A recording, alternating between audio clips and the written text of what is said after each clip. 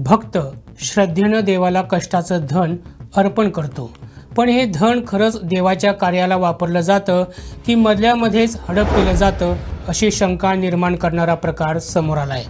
समस्त भारतीयांचं श्रद्धास्थान असलेल्या अयोध्येतील श्रीराम मंदिराच्या दानपेटीत घोटाळा झाल्याचं प्राथमिक तपासात आढळून आल्यानंतर उत्तर प्रदेश पोलिसांनी 8 जणांना अटक केली आहे। यामध्ये श्रीराम जन्मभूमी तीर्थक्षेत्र ट्रस्टचे सरचिटणीस चंपत राय यांचा चालक रमाशंकर यादव उर्फ टिन्नू याचा देखील समावेश आहे।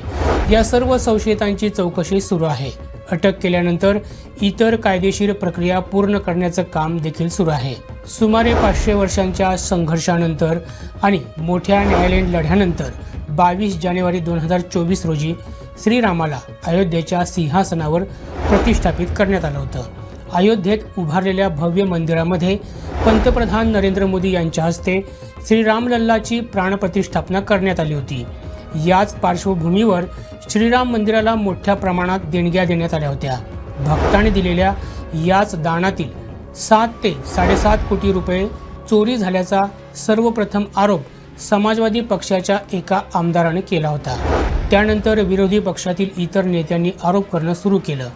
त्याची पडताळणी करण्यासाठी विशेष तपास पथक स्थापन करण्यात आलं होतं। याच पथकानं प्राथमिक अहवाल सादर केल्यानंतर श्री राम जन्मभूमी तीर्थक्षेत्र ट्रस्टचे सदस्य कृष्ण मोहन यांनी पोलिसात रीतसर तक्रार दाखल केली आहे। याच तक्रारीच्या आधारे गुन्हा नोंदवून 8 जणांना अटक करण्यात आली आहे। यामध्ये रमाशंकर यादव उर्फ टिन्नू, अविनाश शुक्ला, मनीष यादव, अनुकल्प मिश्रा, रमाशंकर मिश्रा, सुभाष, करुणेश आणि लवकुश यांचा समावेश आहे।